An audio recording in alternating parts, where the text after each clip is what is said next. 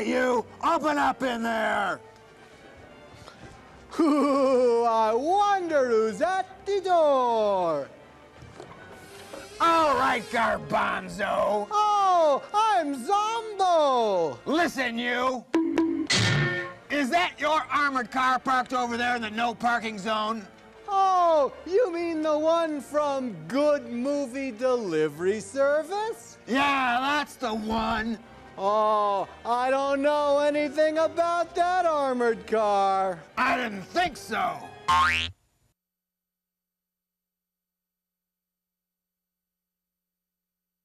Do you like scary movies? Well, do you? Because strange images are in the air tonight. I've sent Quasi deep into the vault to pull out some of the scariest movies ever made. So turn out the lights, get close to someone you care for, because it's time for Zomboo's House of Horror Movies. Come, let's go inside and meet Quasi.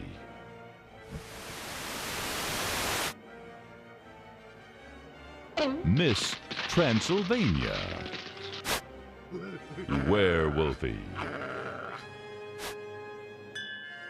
The head nurse. Officer not so friendly. And Bianca, the rack girl. And I'm hot.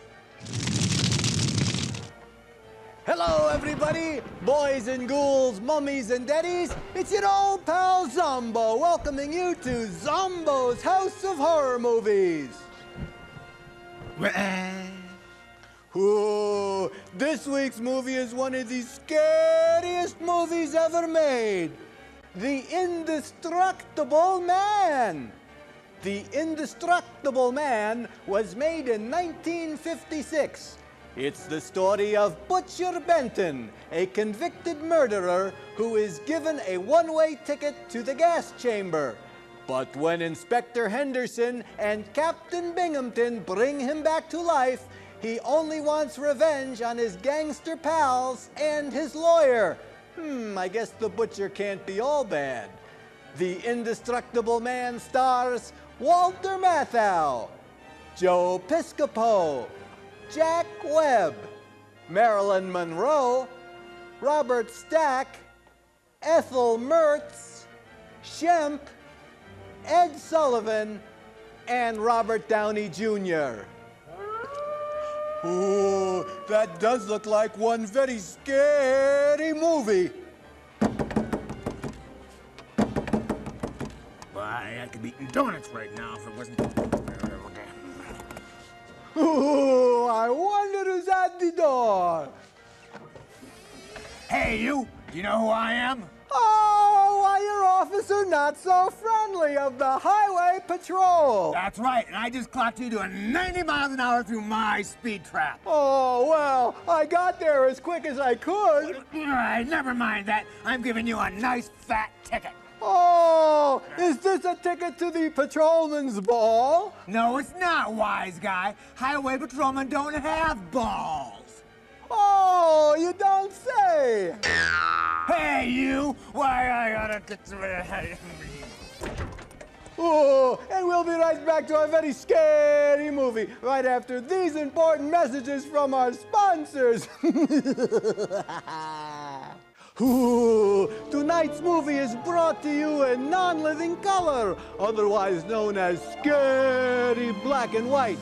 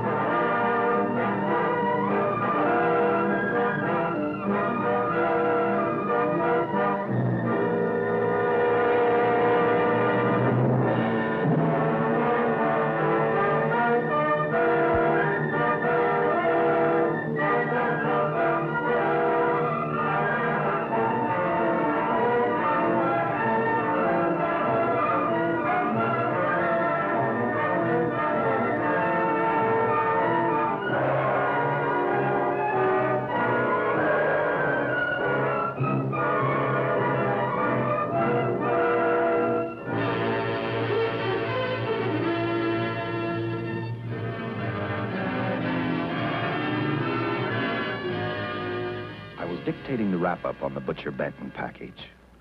I'm Lieutenant Dick Chasen. Who's he chasing? This hadn't been a routine case. And to find the answer, I've had to put a lot of little pieces together.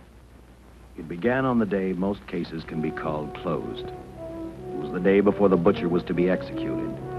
He was visited by his attorney, Paul Lowe, in the death house.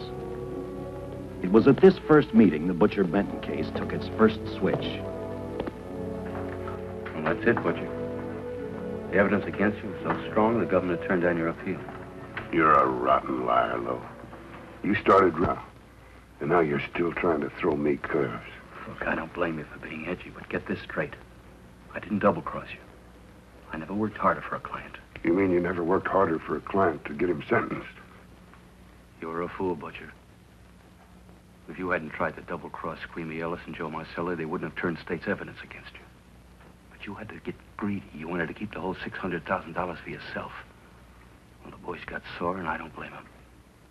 It was all your idea. You planned the whole job. You hired us.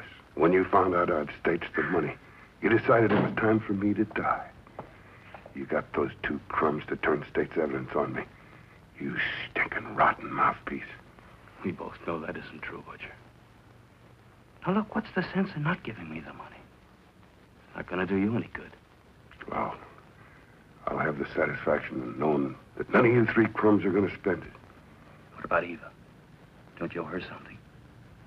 You tell me where the money is, I'll see that she gets your share.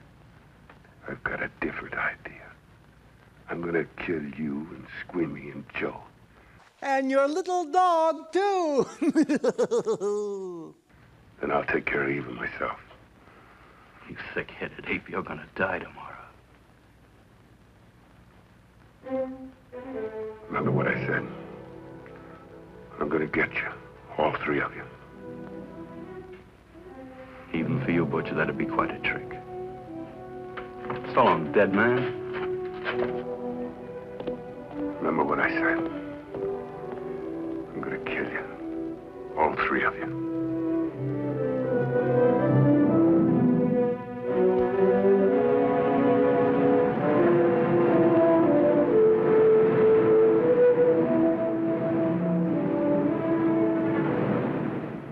Back in Los Angeles, two men sat in a bar room listening to a newscaster tell his headline story. He played up big the butcher's threat to kill Paul Lowe, Squeamy Ellis, and Joe Marcelli for their having turned state's evidence against him. Squeamy Ellis didn't seem happy over the butcher's threat. Neither did Joe Marcelli. But they had figured, once a dead man, always a dead man. But this was one time everyone was in for a surprise, including the entire police department.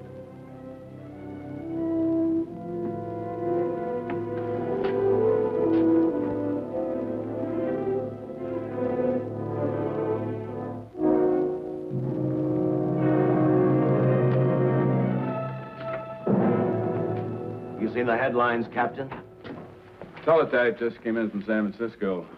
Butcher's execution is set for 5 o'clock this afternoon. And like the newspapers say, he still refuses to talk about that stolen money. Well, I still have hopes of coming up with something. That's what I dropped by for, Dick. With Butcher's execution, the department's marking it case closed. That means you'll be reassigned. I spent a whole year trying to break this case. As far as I'm concerned, Butcher's death is just the beginning. Of course, I can't prove it, but I think that Paul Lowe was the top man. And even though I have to keep working on it while off duty, I'm going to get Lowe, Squeamy Ellis, and Joe Marcelli. Okay, Lieutenant. Officially, I've taken you off of the case. Unofficially, I wish you luck. Do me a favor. Keep me posted. Will do. Thanks, John. I headed for Eva Martin. She worked in a local burlesque house. I'm a cop, and my job is to ask questions and get answers. So I decided I might as well start again with her.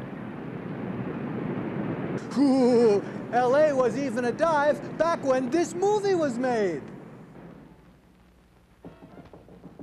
Come in. Oh. What do you want? I'd like to talk to you. Talk? You're a cop, aren't you? That's a good question. I can't even find a 3-ton armored car, let alone the $600,000. And I've been on the case a year. I've told you, and I've told you, and I've told you. I don't know anything about the money. I never did. Benton's gonna be dead in a little while. I thought it might make a difference. I never knew anything about the money. Call me dumb. I didn't even know Charles was in the rackets until the trial. Now, take it easy, kid. You're on, Eva.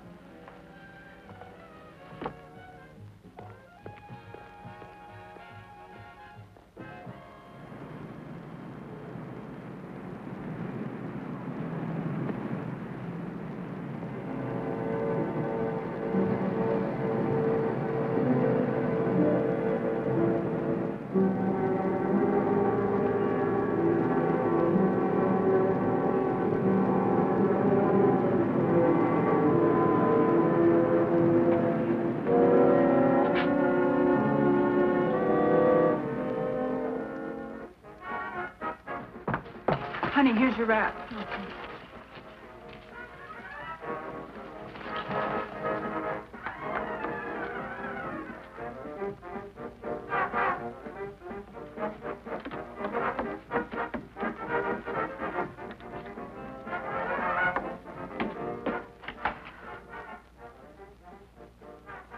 A few moments ago, Butcher Benton, without revealing the whereabouts of the $600,000 stolen in the armored car holdup, paid for his crimes against society in the gas chamber at San Quentin.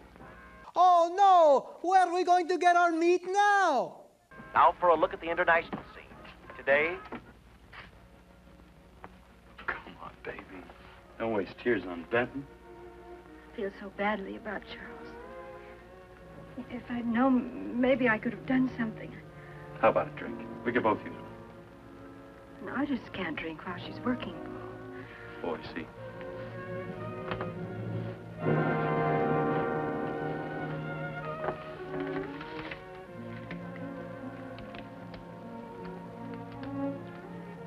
What's that? Well, now what's the matter? The message from Charles.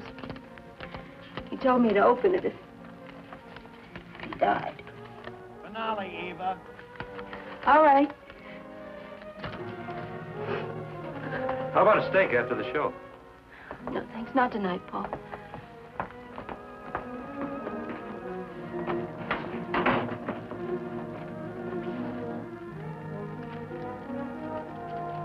I didn't find out until much later, but Paul Lowe, in opening the letter the butcher had given Eva, found a map outlining a section of the city sewer system, and clearly identified was the spot where the butcher had hidden the stolen payroll. He replaced it with a $50 bill. I guess he figured $50 to gain $600,000 was not a bad day's work.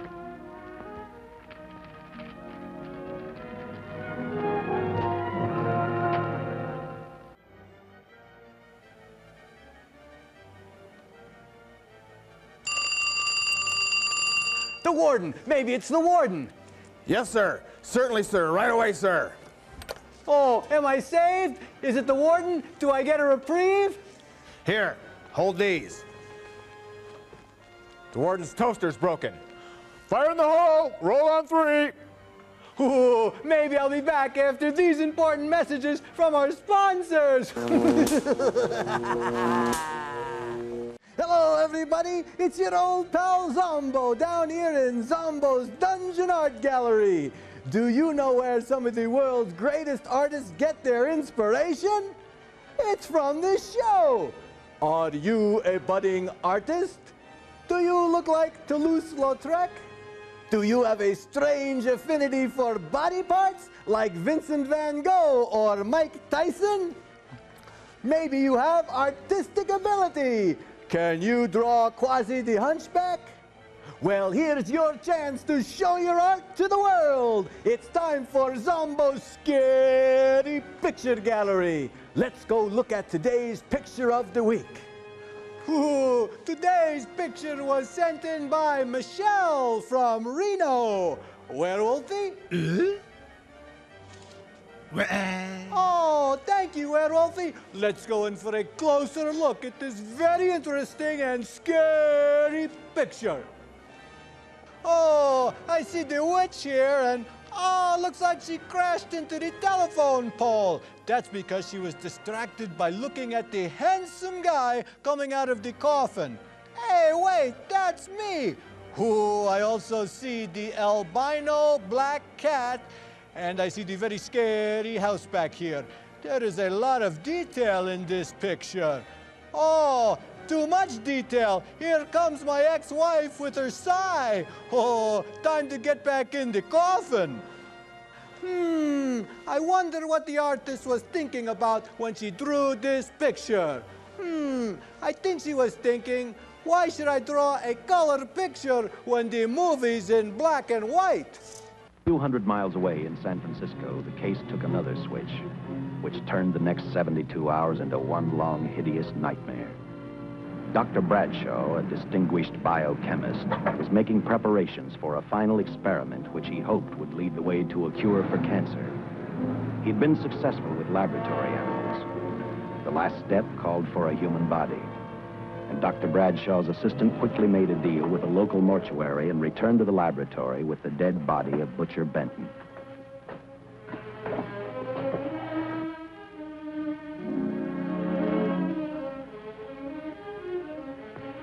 You made good time. Well, I didn't waste any. Any trouble? No, I just handed the money over and moved the body into your station wagon. That was that. Good. Get a syringe.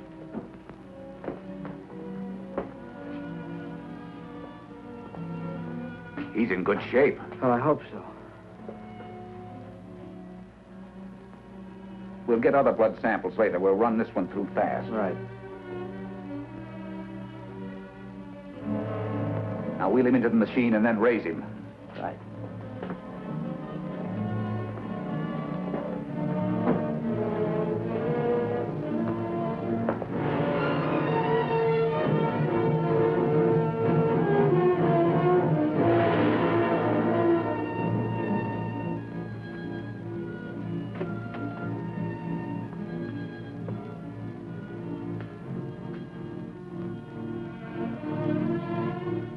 Ready? You mean you're going to give him 287,000 volts? Yes, yes. I'll get the fluoroscope set. We'll check with that before we start dissecting.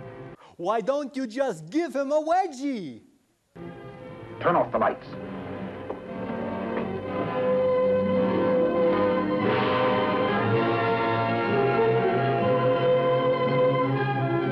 There you are, old boy. If you respond properly and my theory is sound, you'll be more famous dead than alive. Throw the switch.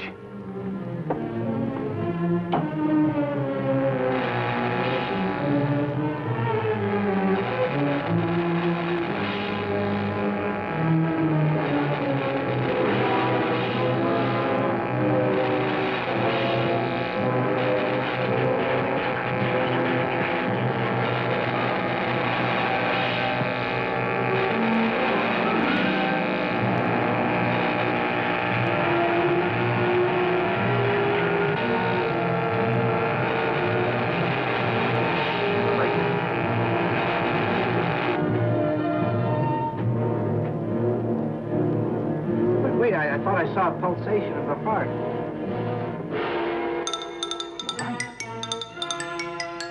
Dr. Bradshaw is beginning to breathe. You've brought this man back to life. No. The heart muscle has simply responded to a terrific electrical shock, that's all. Yes, but it does prove that the cells still function. Dr. Bradshaw, he is alive. A shock reaction, it can't last. His cells are multiplying now, if your theory is right. We could keep that reaction going longer. But it's worth a try. Get the body out.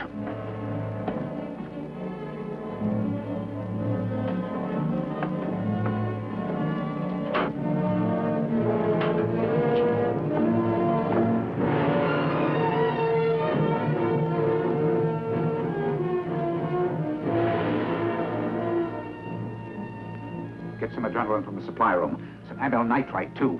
Hurry, hurry.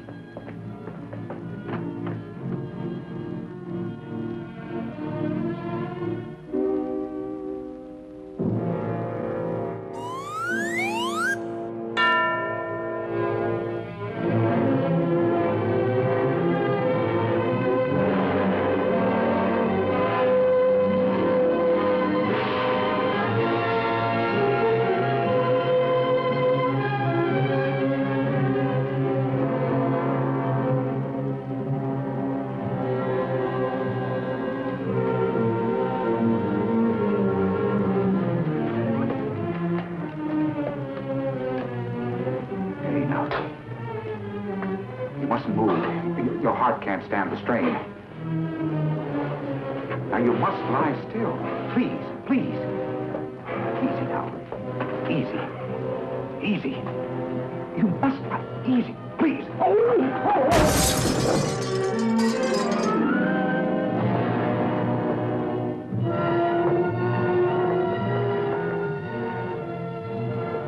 Dr. Bradshaw's experiment had given life back to the butcher.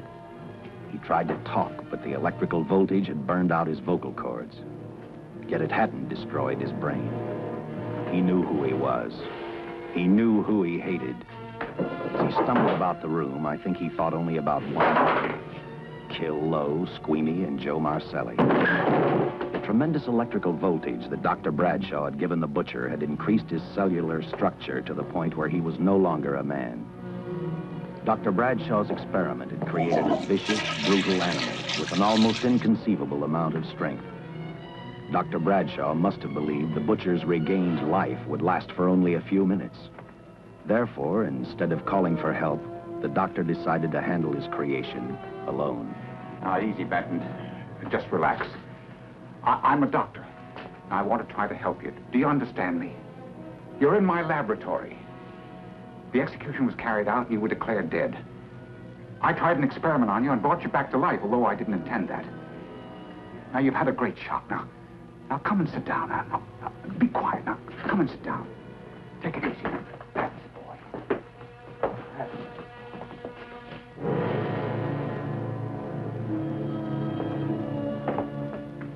Careful. His reactions are violent. How do you explain this? Each cell must have multiplied 100 times. Perhaps thousands. His strength is unbelievable. No. It's too late for the amyl nitrite. I want to get some blood samples.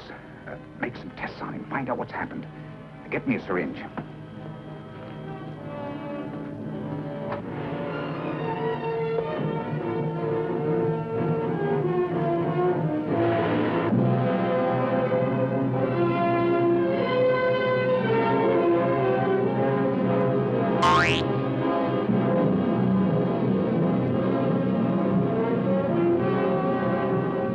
Why won't the needle penetrate the skin? Tissue must be nearly a solid mass of cells. How are we going to get the blood sample? Surgically, perhaps.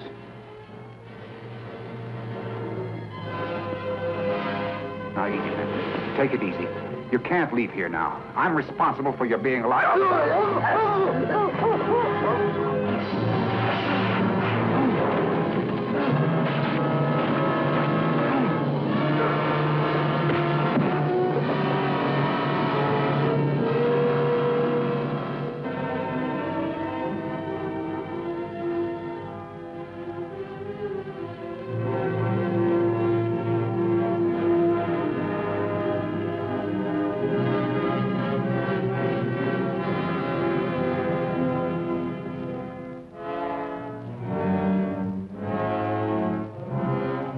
I'm going to Disneyland, I'm going to Universal Studios, and I'm gonna see King Kong. Yep.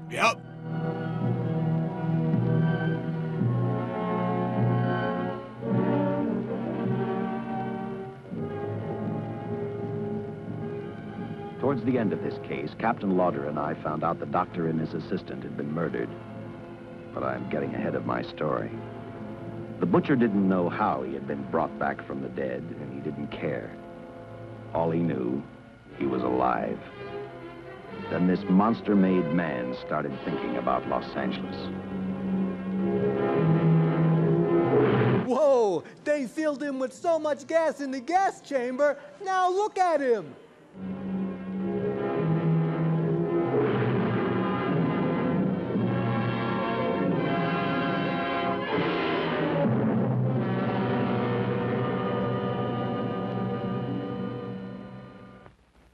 On that very in Los Angeles, I decided to stop playing detective for a little while.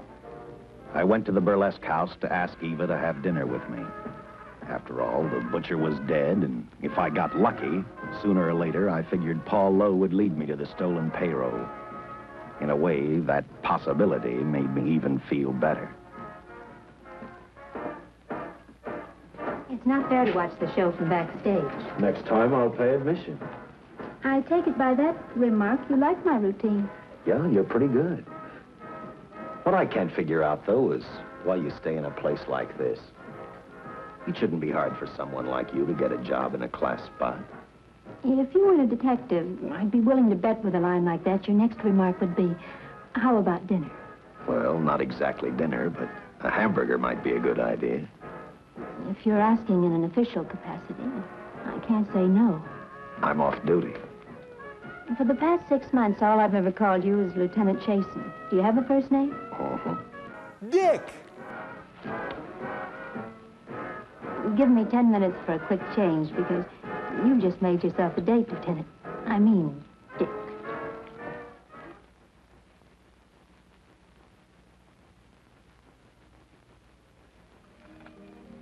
Know something, Dick? I haven't had hamburger in the front seat of an automobile with a guy in a lot of years. How about some sausage in the back seat? I always figured a policeman wasn't really a human being.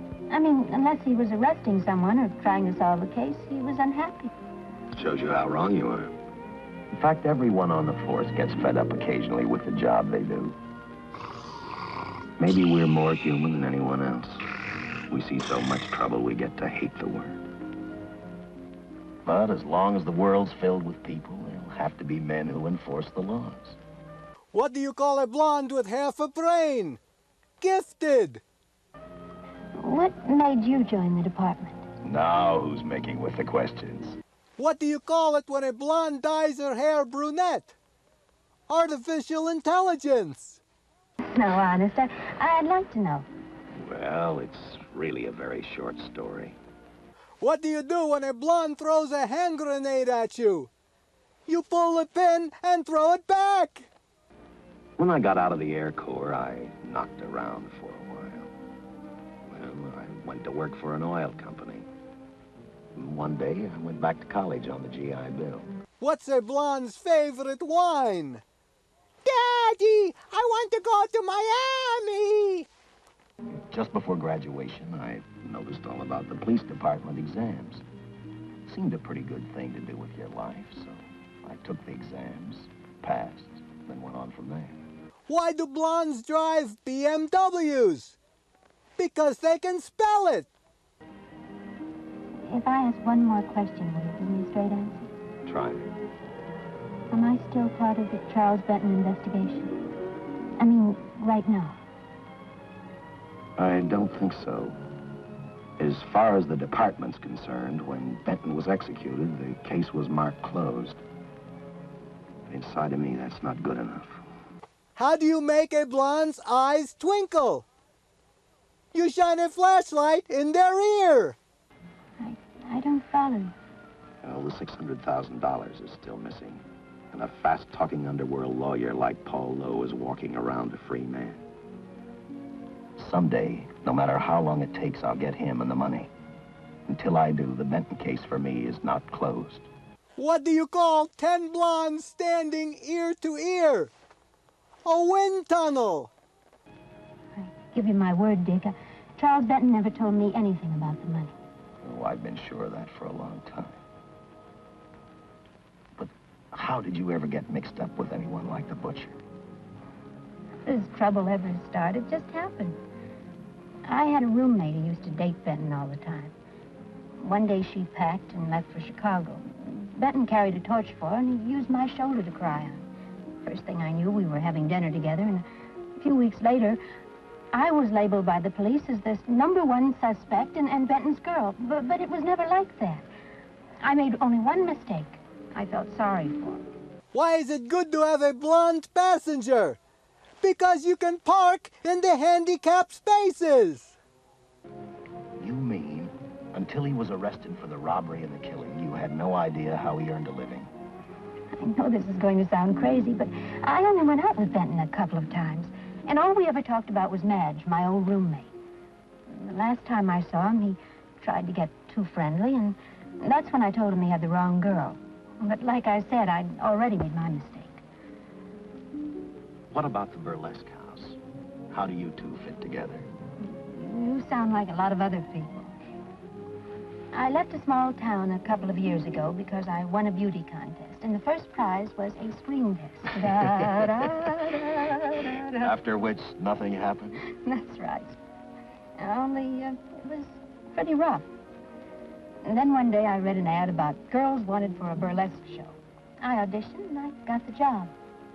You know something? It's like any other job. If you're looking for trouble, you can find it even in a schoolroom. Well, when the screen test didn't work out, though, why didn't you go on home? Well, first you have to have a home to go back to. My folks are dead, so Los Angeles was as good as any place else. I don't know about you, but I do 8 shows a day, and at this hour I'm bushed.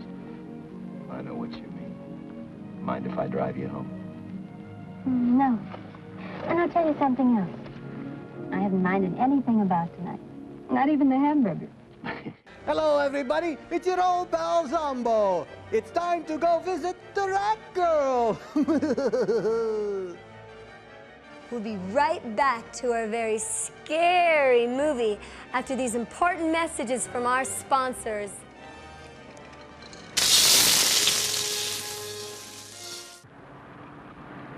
I kept playing tag with Lowe. He made 4 telephone calls. 3 of them didn't interest me, but one did. The one to Joe Marcelli. I watched Joe head for his meeting with Lowe, and for some unknown reason, I began to get the feeling that this case was finally about to explode in my favor. You see what I mean? Well, look at that, will you? I see him stagger on 2 legs, but he's doing it on 4. Shut up, you flea bag. Well, look who's calling names. At least I ain't a squealer, a stoolie. I warned you before. All right, Harry, that's enough. I'll take care of him. I want to talk to him. Okay, Mr. Lowe. With any future business you've got with this psycho, take care of it upstairs in your office. You keep showing around here, sooner or later he's going to get slugged, cripple or no cripple. All right, shut up, Joe. Sit down.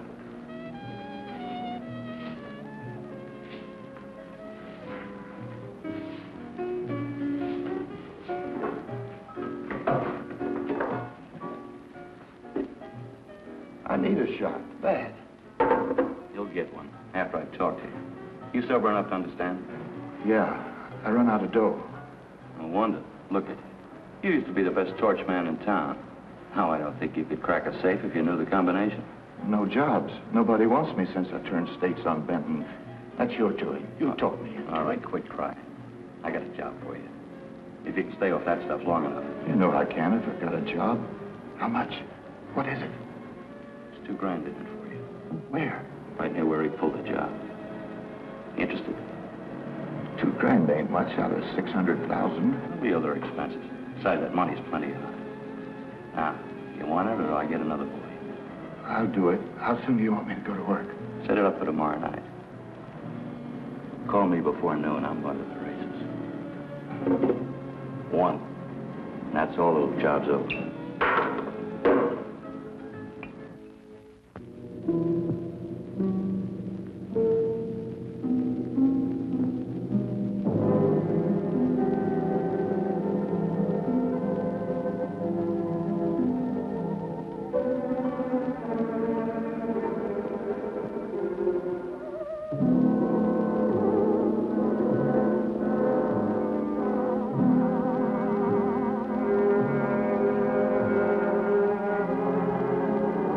Butcher was walking slowly toward Los Angeles.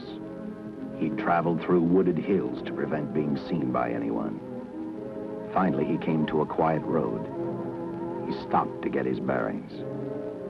And then he saw her. An automobile. For the butcher, that rang a bell. With a car, he knew by the next afternoon he'd be in Los Angeles in plenty of time to catch up with the 3 men who had double-crossed him.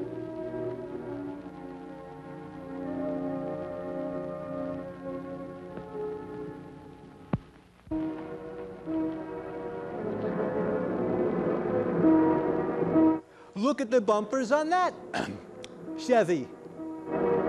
Well, see, you're a real gentleman to be helping strangers in distress. I hope you don't mind me using the babe here as bait. Quite a dish, isn't she? But that's what she gets paid for. Bait, that is. Yes, sir. She's a real shaker artist of my outfit. Carnival man myself. Just call me Connie. Yeah. Well, friend, we're in a little bit of difficulty here. Got a flat tire, brand new car, no tools in the back. Doesn't look flat to me.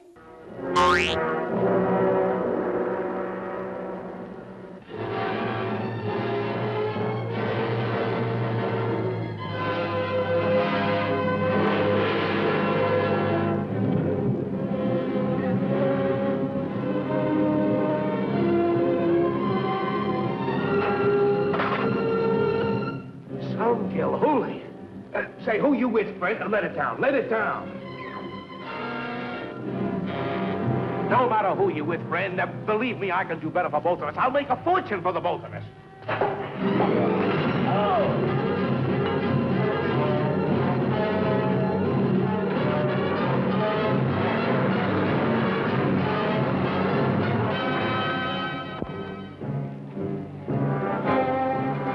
An hour later, the San Francisco Police Department sent out an APB. Hello, over here. Squads were sent to various parts of the countryside.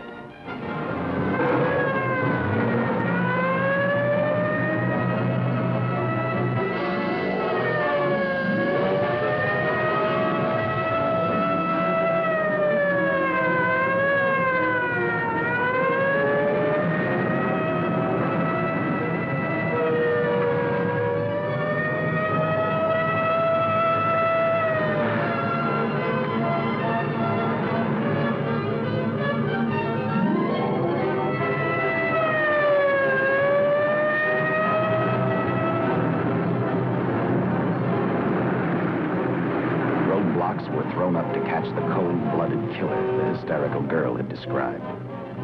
Each squad kept reporting back to Central Headquarters, and each of their stories was the same.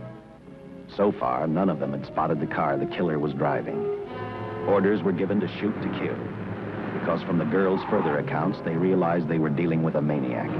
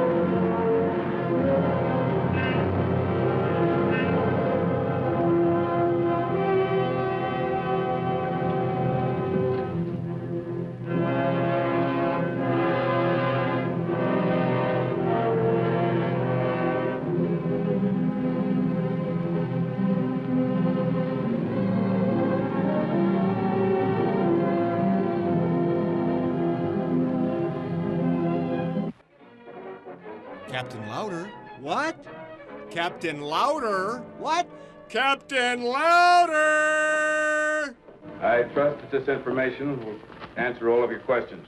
If I can be of any further service, let me know. Sincerely, J.I. Louder, Captain Police, L.A. Another all points from CHP, Captain.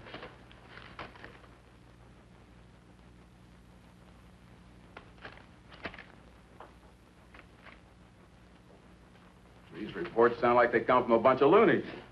Sure do. There it is. Sergeant. Yeah. I want Lieutenant Chasen to look these over as soon as he comes in. All right, Captain. The next morning, I read the stories of the brutal murder of the 2 police officers. I also read the witness's statement about the bullets having no effect upon the killer.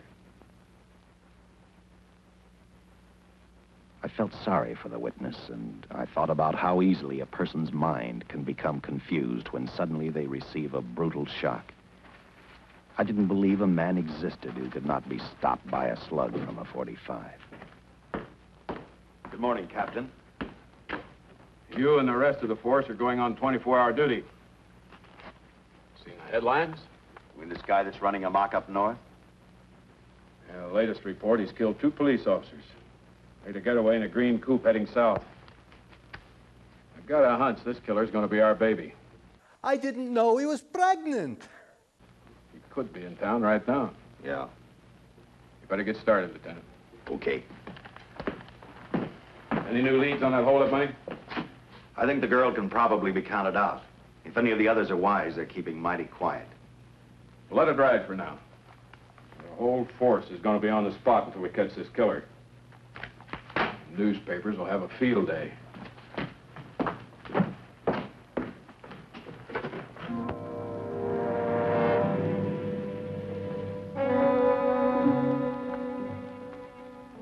We were wrong about 2 things. The killer was already in our city, and we didn't know he was Butcher Benton. He headed straight for Eva Martin. He went to her dressing room to get back the map he had left in the envelope with her. He wanted first to check his money, then catch up with Lowe and the others.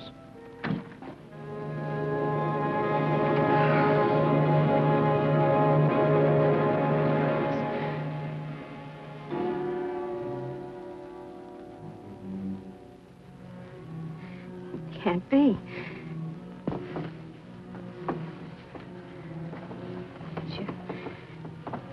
You do look like him. Only different somehow.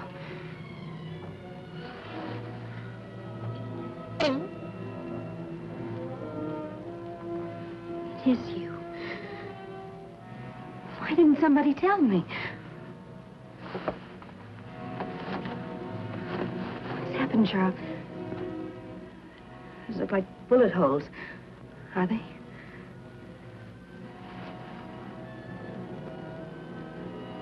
Isn't even a mark.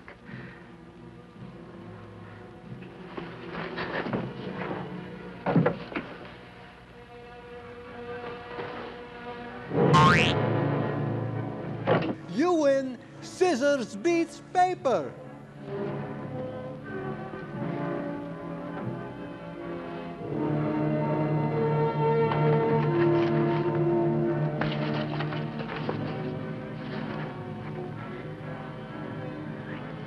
I opened it like you told me. I found the $50. I didn't know why you left him. Paul didn't know why he was here. They must be paying him by the word in this movie.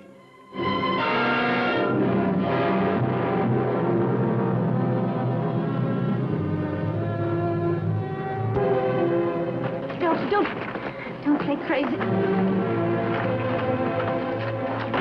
The name of Paul triggered his hate. He left her dressing room and started for Squeamy Ellis and Joe Marcelli's place. Because he knew, with them out of the way, Paul Lowe couldn't open the strong box where the money was hidden. He thought of Squeamy and Joe first. He was saving Paul Lowe for last.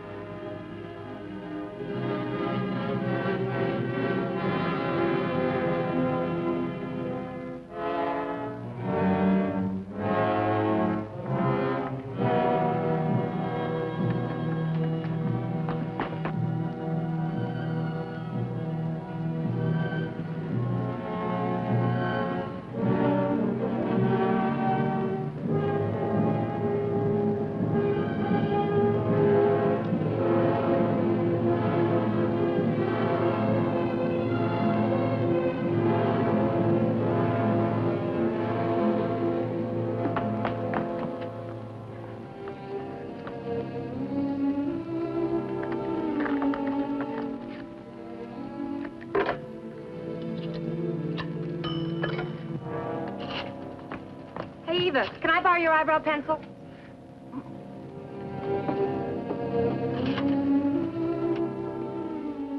Operator, get me police headquarters. Inspector Zomboo speaking. Charles Benton is alive, and even bullets can't stop him. Well, you must be a blonde. I'm not crazy. Just say a friend of Charles. He'll know.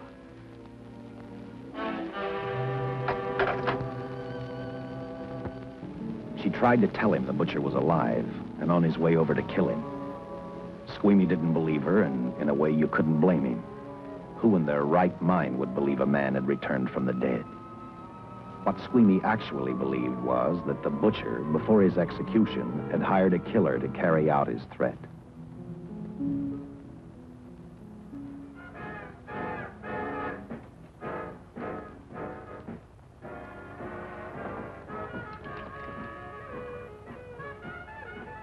You sick?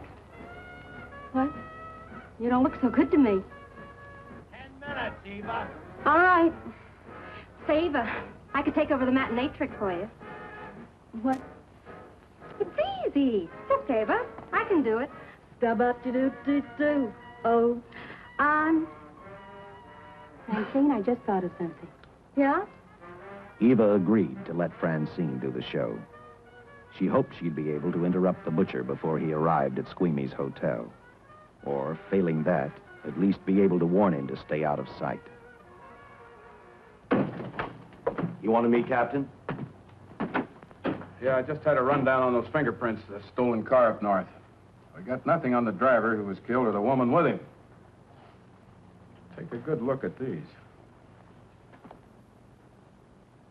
There's something funny about these. Yeah. The boys in the lab can't figure it out either. Those are the killers. They were found on the steering wheel. Looked like they'd been stamped in with a steel die. They sure do. These are Butcher Benton's. What? Well, they look the same to me. How do the lab boys explain that? I don't. Their best guess is a twin brother. An identical twin could have the same pattern of whorls with only slight variations. Ever hear of the butcher having a twin brother? No, but if you hum a few bars... Even if he did, it wouldn't explain these freak prints. You didn't pick up your message, Lieutenant. Some wacky dame calls you. And she says Charles Benton is alive, and bullets won't stop him. If we buy the twin theory... Who was she? Where'd she see him? Well, she wouldn't leave her name. Sounded kind of hysterical to me. Said she was a friend of the butcher's. Eva Martin. Get over to the Follies and see what that girl knows. Yeah. Some guys have all the luck. I never drew an assignment to the Follies.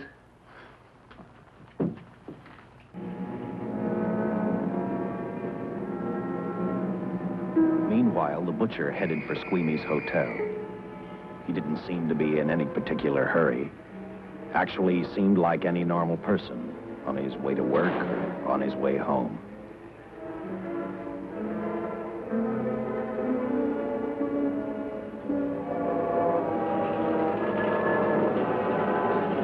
Oh, it's Mr. Rogers' trolley, and it doesn't look like a beautiful day in this neighborhood.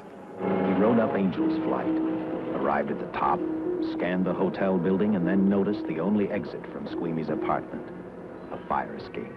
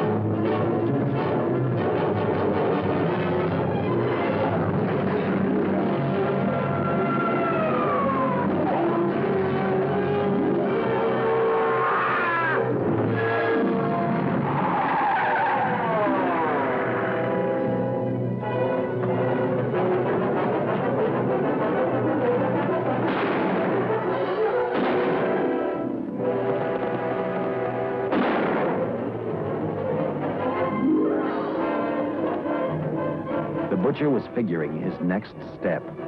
And as he looked at the dead cop, he thought about Paul Lowe, the next man on his list.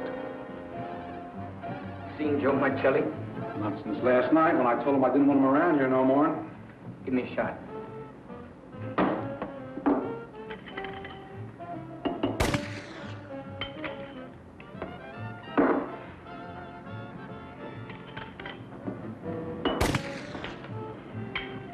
Look, I need help. Just found out that Benton's hired a killer to get me. He's after Joe, too. Well, then drink up and get out. I don't want no trouble around my place. You're a real pal. Drink up and get out, I said.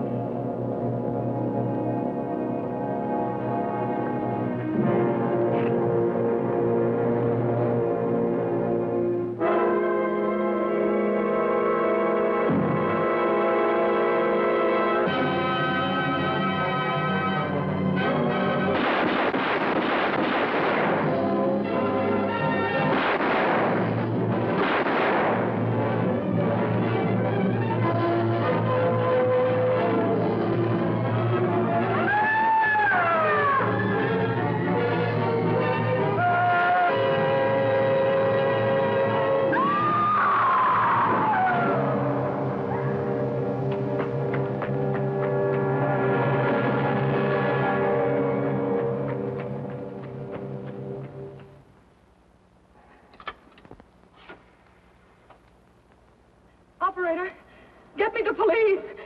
Inspector Zomboo speaking. Police!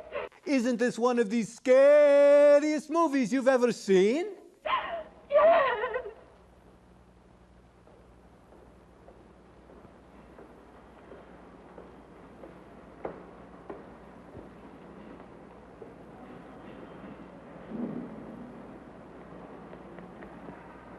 What's happened?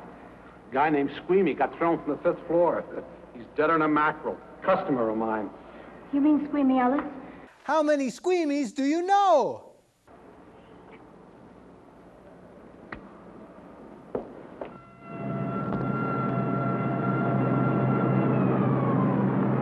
I tell you, the bullets never even phased him. He must have been wearing a bulletproof vest. God help us when the papers get a hold of this. Keep an officer on duty here till you hear from me. We'll get a stakeout on Joe Marcelli. I'd like to talk to Joe. Lauder, I'm going to call San Quentin. Suppose Benton is alive. Every available man's been put on the case now. Yes, sir. All right. All right. Anything new? Report on Dr. Bradshaw, owner of the station wagon. The San Francisco police located his laboratory in the basement of an electrical power receiving station. Bradshaw, what's he know? He's dead. And another man, too, his assistant. The lab is a shambles.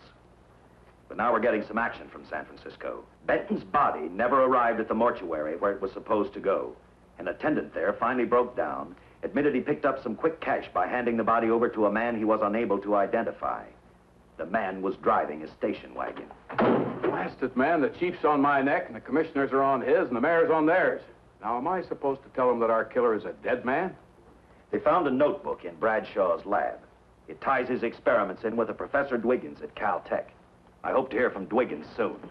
Captain, report from the valley on a hysterical woman. Reports the presence of the killer. There's the location. Let's go.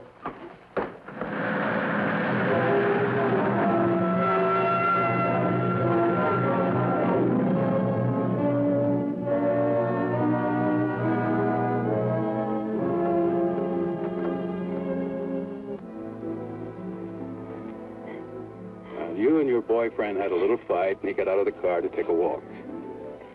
You noticed that he walked down toward the sump area in the direction where you'd seen those lights a short while before. What happened then, miss? Please try to tell us.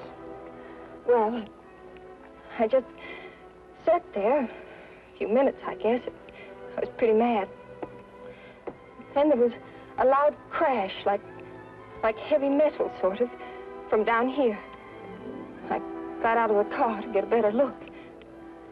I heard Jimmy cry out something. I couldn't make out the words. Don't look at the camera. Then down here, in a patch of light, was Jimmy. And coming toward him was this man. Stop looking at the camera. Lifted Jimmy up over his head like he didn't weigh a thing. Jimmy screamed. Just once. Before he broke Jimmy's back. I told you, don't look at the camera. Not far away. Then I started running till I found this house. They let me use the phone. Thank you, mate. We'll see that you get home now. O'Malley, see that the young lady gets home all right. You can count on me. Paul Lowe, while driving to his office, heard a radio commentator report the murder of Joe Marcelli. And what shocked him most was when the broadcast identified the killer as possibly being the butcher. Lowe headed straight for Eva Martin at the Burlesque Theater. Oh, you gave me a start, Mr. Lowe. What are you doing here? Where's Eva? Oh, I'm taking her place. I'm going to wear her costume. What's it to you? I asked you, where's Eva? Hey, don't get physical. And watch your tone of voice, Buster. I told you. Little Eva isn't here. I could see that for myself. Where is she? She's in the back room doing the locomotion with Dick. That's where she is. Yes, sir. No, sir. Captain Lauder's still with the mayor. The killer dropped out of sight. He was last seen in the Hollywood area. Yes, sir. We know he's dangerous. Every angle's being covered. Yes, sir. I'll tell him.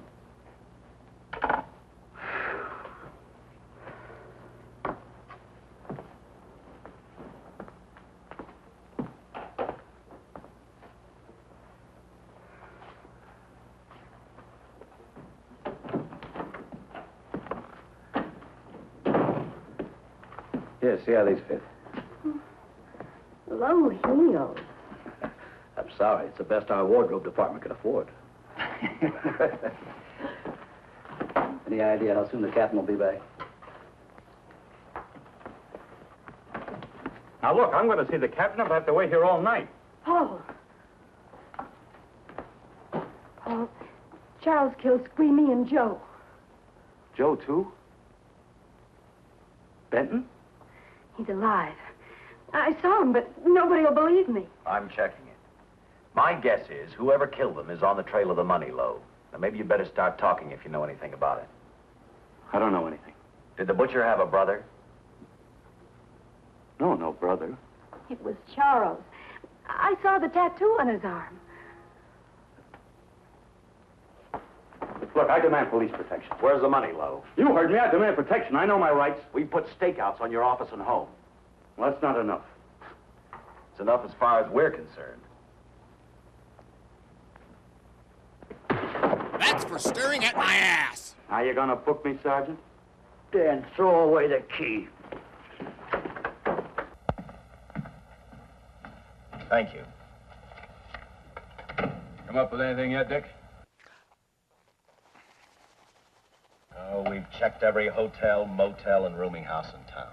We've run a cross-check on every hangout butcher ever used. Net results, blank. This is incredible. We not only discover a dead man turned killer, but it's beginning to look like he plays ghost, too. He's somewhere in this city, and if we have to take it apart brick by brick, we've got to get him. I may be way off, but I think Paul Lowe could tell us a lot. Maybe, but it's a cinch he's not going to. Suppose he had no alternative. You better grab some coffee. Your mind's beginning to play tricks on you. No, now, wait a minute. When Lowe came to us for police protection, it was because he was scared stiff the butcher would add him to the list of Squeamy Ellis and Joe Marcelli. Go on. It figures, too. When he slugged the sergeant, he knew we'd book him right away.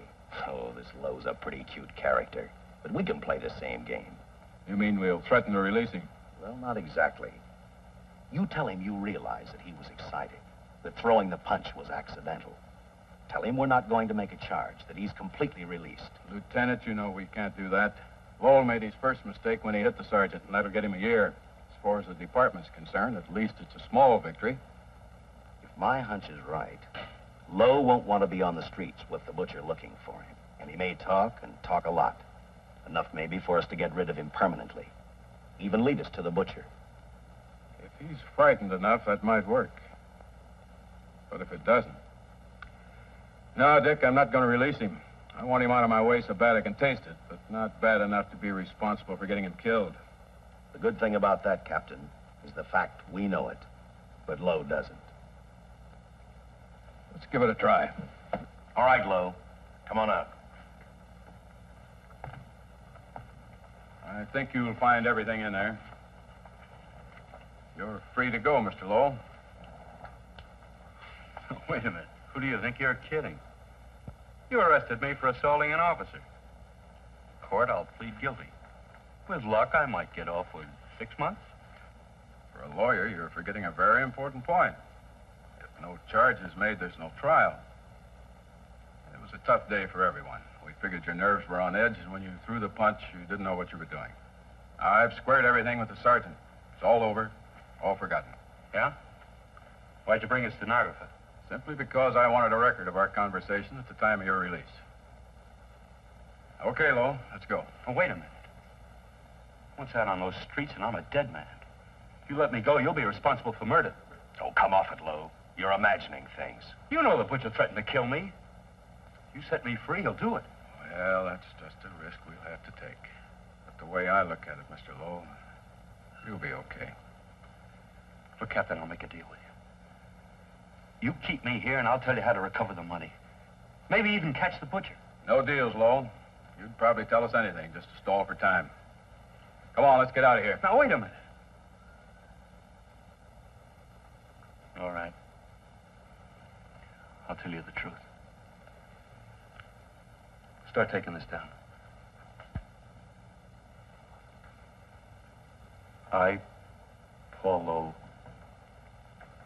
hired Butcher Benton, Squeamy Ellis, and Joe Marcelli to pull off the armored car holdup. And then Lowe continued with his confession. He told us about finding the map. He showed us the exact location of where the butcher had hidden the stolen payroll. And he gave us a most important answer. The explanation as to how the butcher was able to elude detection. His means of escape was the sewer system beneath our city.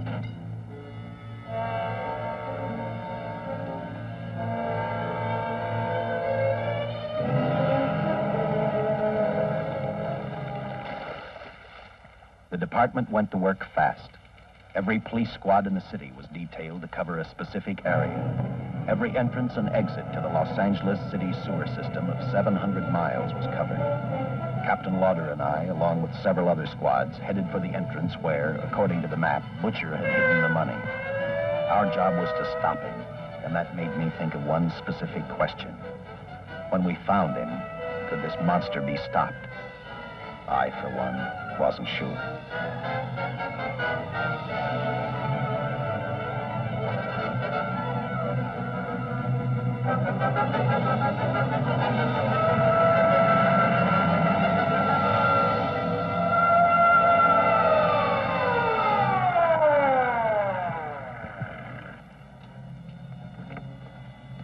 Everything all set, Lieutenant? City engineers mapped out each possible exit. A squad of officers are spotted at every point. If the butcher can be caught, now's the time. Well, after I talked to Caltech, I called on the fire department for a little help. The professors thought a flamethrower might stop him. Flamethrower? I suppose their boys have had a chance to join our squads by now. See, we have one with us here. Have you thought about what'll happen if this doesn't work? No. I've been praying too hard that it will work.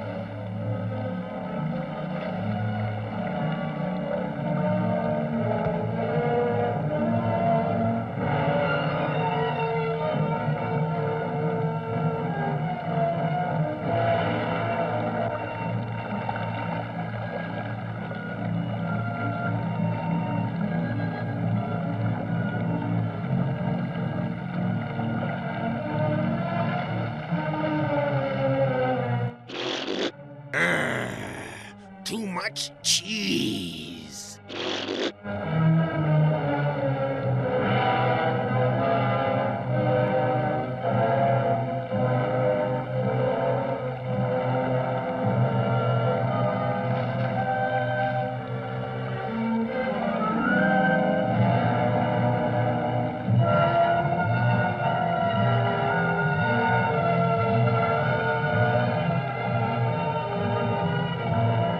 Note to self, wash hands before eating.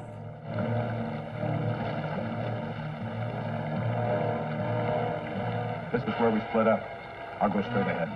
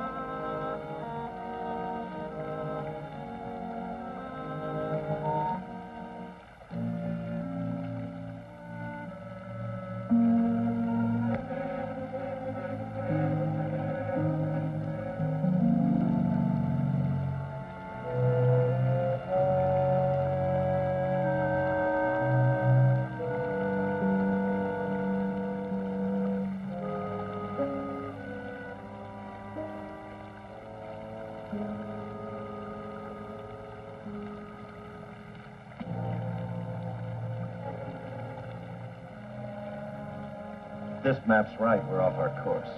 We'll have to backtrack.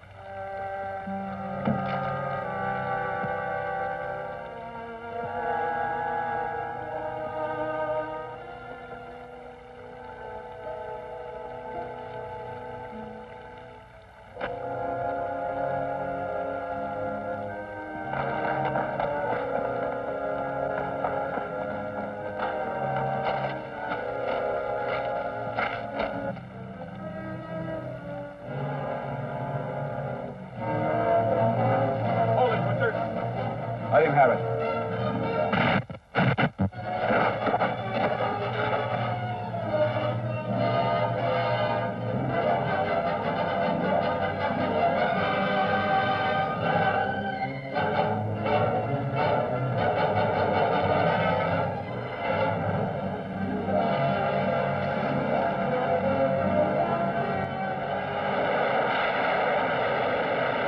You know, it's not a good idea to use a flamethrower in a sewer full of methane gas.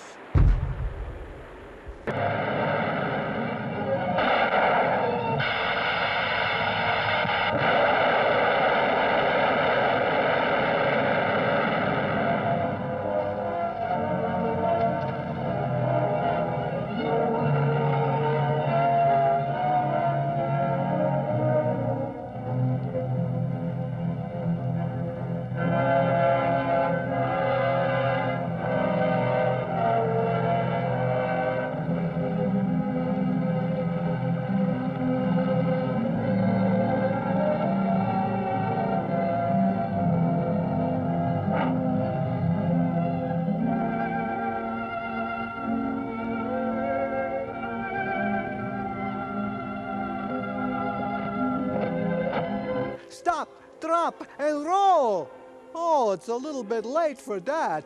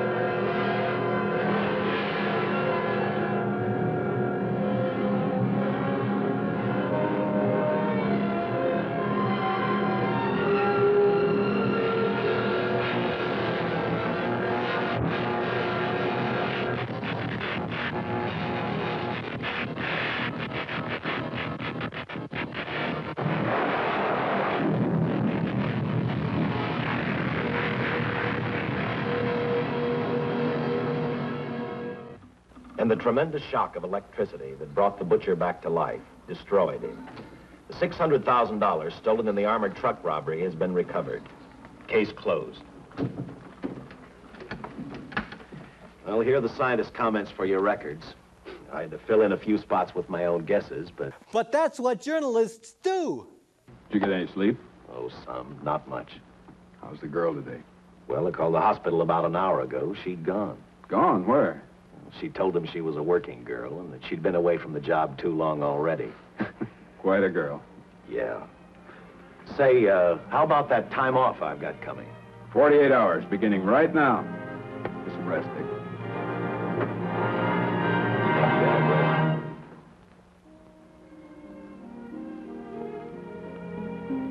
You know something, Dick? The past 72 hours seem like a bad dream.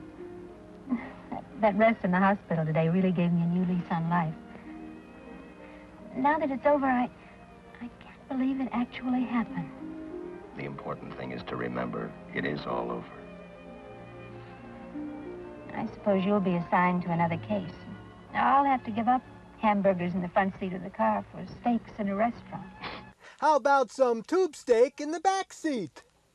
I've thought about that. In fact, I decided to do something about it. I started by talking the captain into a short holiday, and just about an hour ago, I got you fired. What? What did you do that for? I figured that being my wife would take up all of your time. Even if I wanted to say no, I couldn't. You're not supposed to say no to a detective. I figured that, too.